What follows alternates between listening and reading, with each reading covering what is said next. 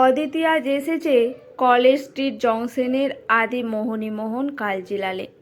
সঙ্গে আছে অনুরাজ। অনুরাজের বিয়েতে অদিতিকে বেনারসি পরতেই হবে, এমনটাই আবদার করে বসে আছে অনুরাজ।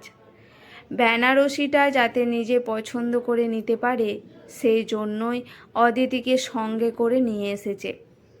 অদিতির আসার ইচ্ছা খুব একটা ছিল না এই বয়সে এসে বেনারসি, কিন্তু অনুরাজকে কে বোঝাবে। অদিতি বলেছিল, থাক না, এসবের কি দরকার। অনুরাজ মুখের ওপর বলে দিল, ওটা তোমাকে বুঝতে হবে না। আমার শখ যেটা, আমার বিয়েতে মামনিকে তো সব থেকে সুন্দর করে সাজতে হবে, একবারে রানীর সাজে। এই ফাল্গুনেতেই বিয়ে অনুরাজের। হাতে গুনে দেখতে গেলে 30টা দিনও বাকি নেই। এমনিতেই ছুটি নেই, বেসরকারি চাকুরে। বিয়ের আগে 3টে রবিবার ছাড়া ছুটি কোথায় আর। একটি মাত্র ছেলে হলে নিজে হাতেই সব কিছু যে সামলাতে হবে।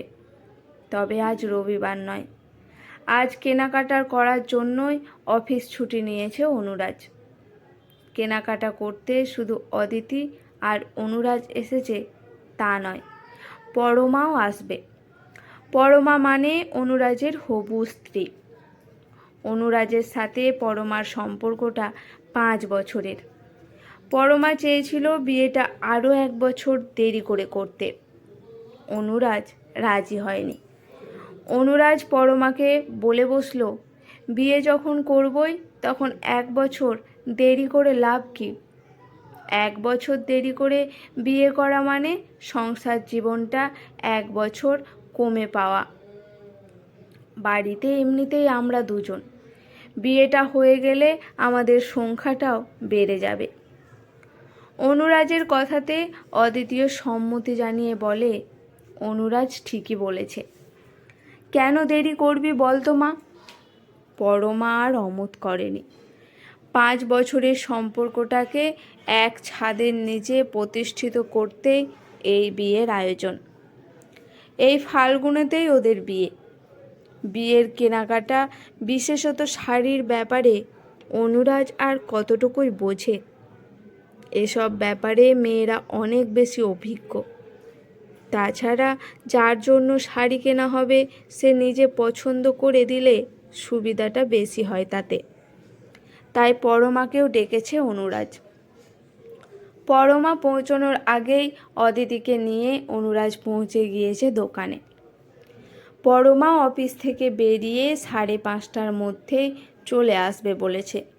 বেশি দূর নয়, কাকুরগাছিতে পরমার অফিস।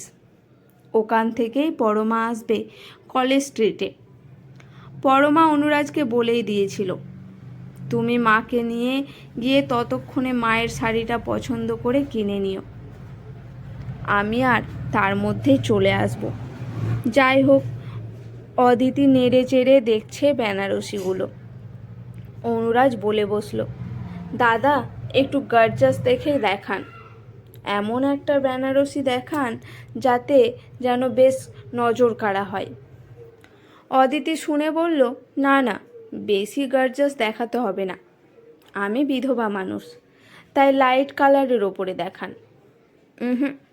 মায়ের কথা শুনবেন না দাদা, আমার বিয়েতে পড়বে, তাই একটু ভালো কিছু কিছু দেখাবেন। অনুরাজ অদিতির হাতে চিমটি কেটে আস্তে করে বলে, চুপ করে বসো, আমি যেটা পছন্দ করব তুমিও সেটাই পরবে। অদ্বিতীয় হেসে দোকানের ওই কর্মচারীর ছেলেটির দিকে তাকিয়ে বলে, ঠিক আছে দাদা, ছেলের কথাটা শুনেছেন, শাড়ি পরবো আমি, বলে নাকি ওর পছন্দে আমাকে শাড়ি পরতে হবে। যিনি শাড়ি দেখাচ্ছিলেন উনি তখন বলে উঠলেন, আমাদের যা কালেকশন আছে তাতে আপনার আর আপনার ছেলের দুজনেরই পছন্দ হবে। আমি সেরকমই কয়েকটা শাড়ি আপনাদের দেখাচ্ছি। ঠিক ডিপ পিঙ্ক নয়, হালকা পিঙ্ক। পিঙ্ক কালারের ওপর কাজ করা বেনারসিটা ফেলতেই অনুরাজ বলে উঠল, দেখি দেখি, এইটা বেশ মানাবে তোমাকে, গায়ে ফেলে দেখো দেখি, এটা এটা কম বয়সী মেয়েরা পরলে ভালো লাগবে, এটা আমাকে মানাবে না। অনুরাজ শাড়িটা অদিতির গায়ের ওপর ফেলে বলল, এটাই ঠিক আছে, আর এটাই তুমি নেবে। ছেলের পছন্দে পড়ুন না মাসিমা, বেশ মানাবেও আপনাকে। কর্মচারী ছেলেটিও হাসতে হাসতে বলল। অদিতি ভাবতে থাকে, সত্যিই তাকে মানাবে তো? দীর্ঘ 24 বছর যে জীবনটা বেরঙিন ছিল, সে জীবনে যেন নতুন করে রং লেগেছে আবার। ব্যাপারটা ঠিক লোক হাসানো নয় তো? অনুরাজের দিকে তাকিয়ে আছে অদিতি। শাড়িটা হাতে নিয়ে দেখছে অনুরাজ। দোকানের ছেলেটি তখন অনুরাজকে বলছে, আপনার পছন্দ আছে বেশ, নিজের বিয়েতে মাকে বেনারসি পরানোর ইচ্ছে হয়েছে। এমন আবদার কজন ছেলেই বা করে? এমন কথায় অনুরাজের মুখে তখন হাসি। অনুরাজ বলে বসলো, মা, এই শাড়িটা পরলে তোমাকে একদম রানী সাহেবা লাগবে। অনুরাজ কতটা যে খুশি হয়েছে সেটা বুঝতে পারে অদিতি। অদিতির বেনারসি পরার সৌভাগ্য হয়েছিল ওই নিজের বিয়েতে। দুধে আলতা রঙের লাল বেনারসি পরে বিয়ের সাজে অদিতিকে দেখে সেদিন প্রণবও বিয়ের মণ্ডপে কানে কানে বলেছিল, তোমাকে যে রাজরানী লাগছে। ওই বেনারসি শাড়িটা পরার সৌভাগ্য অদিতির আর হয়ে ওঠেনি কখনো। 1.5 বছর যেতে না যেতেই প্রণব হারিয়ে গেল অদিতির জীবন থেকে। সন্তান সম্ভবা অবস্থায় অদিতি ফিরে আসে বাপের বাড়িতে। শ্বশুর বাড়িতে শাশুড়ি দেওর বলে দিল, কোন অধিকারেই বা থাকবে তুমি এ বাড়িতে? সেই যে জীবন বিবন্ন হয়ে গেল, একেবারে একটা সাদা ফ্যাকাশে জীবন নিয়ে চলল লড়াই। আজ এত বছর পর জীবনে নতুন কোনো রং লাগতে চলেছে। অদিতি ভাবে সন্তানের ভালো থাকাতেই তো তার ভালো থাকা। তাই অনুরাজের পছন্দ করা গোলাপি বেনারসিটাই অদিতি নেবে। ইতিমধ্যে পরমাও পৌঁছে গেছে দোকানে। পরমাকে দেখে অদিতি বেনারসি শাড়িটা টেনে নিয়ে পরমাকে বলে, আমার জন্য এটা পছন্দ করেছে। আমি তবু বললাম, এত রংচঙে অনুরাজ কিছুতেই শুনল না। পরমা শাড়িটা হাতে নিয়ে বলে, তুমি কি জানো এটা পরলে তোমাকে কতটা সুন্দর দেখাবে? এখন থেকে তুমি রংচঙেই পরবে। কে কি বললো তাতে কিছুই যায় আসে না। পরমার কথা শুনে ওই কর্মচারী ছেলেটি বলে উঠল, দেখুন, শাড়িটা আপনার বৌমারও পছন্দ হয়েছে। বৌমা যখন রংচঙে শাড়ি আপনাকে পরতে বলেছে তখন আর চিন্তা কি? এমন কথা শুনে পরমা অনুরাজের দিকে তাকিয়ে ফিক করে হেসে ফেলল। অদিতি কি একটা কথা বলতে যাবে, অনুরাজ তেমনি থামিয়ে দিয়ে বলল, পরমা, শাড়িগুলো তাড়াতাড়ি পছন্দ করে দাও।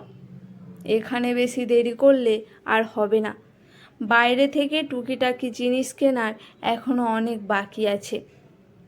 পরমার পছন্দেই কেনাকাটা করে নেয় অনুরাজ। গায়ে হলুদের শাড়ি থেকে শুরু করে তত্ত্বে যা যা দিতে হবে সব কিছুই। আসলে শাড়িগুলো তো পরমার জন্যই। শাড়ির কাউন্টারে অনুরাজ তখন পরমার দিকে তাকিয়ে হেসে বলল, অনেক বড় একটা কাজ মিটল আজ। বিয়ে মানে যে এত কাজ, বিয়ের দিন ঠিক না হলে জানতেই পারতাম না। তুমি তো অনেকটা হেল্প করে দিলে পরমা। পরমা সঙ্গে সঙ্গে বলে, কাজ তোমার একারই শুধু নয়, বাড়িতে আমি আর মা ছাড়া কে আছে বলো? তোমার মতো পরিস্থিতি তো আমারও। আমরাও তো দুজন। আমাকেও তো একা হাতেই সব কিছু করতে হচ্ছে। ততক্ষণে সব কমপ্লিট। কেনাকাটা করে বেরিয়ে আসবে অনুরাজ। তার আগে বেনারসির প্যাকেটটা অদিতির হাতে ধরিয়ে দেয় অনুরাজ, বলে, বিয়ের দিন বেনারসিটা পরে সুন্দর করে সাজবে কিন্তু তুমি। দোকানের আর এক কর্মচারী তখন বলে ওঠে, বিয়ের দিন কেন, বরং রিসেপশন দিন পড়লেও তো। অনুরাজ পুরো কথাটা শেষ করতে না দিয়ে বলে ওঠে, বিয়ের দিনই তো পরবে, ওই শাড়িটা পরে জামাইকে বরণ করতে হবে না? আমি চাই আমার বিয়ের দিন আমার শাশুড়ি মা মানে আমার মামনি সব থেকে বেশি সাজবে। কোনো ছোটোবেলায় আমি তাকে হারিয়েছি, বাড়িতে বাবা আর আমি। এই 5 বছরে এই মায়ের থেকে যে ভালোবাসা আমি পেয়েছি তার কম কোথায়। আজ যদি আমার মা বেঁচে থাকতো, ঠিক এভাবেই মাকেও আমি সাজাতাম। এই মাকে পেয়ে সেই দুঃখ অনেকটা ভুলেছি। মাকে সাজাতে কার না ভালো লাগে বলুন তো? তাই তো আমি মাকে রাজরানীর মতো দেখতে চাই। আজকের গল্পটি এখানেই সমাপ্ত। গল্পটি কেমন লাগলো অবশ্যই কমেন্ট করে জানাবেন। গল্পটি শুনে যদি আপনাদের ভালো লেগে থাকে, একটি লাইক করে চ্যানেলটি সাবস্ক্রাইব করে আমার পাশে থাকবেন।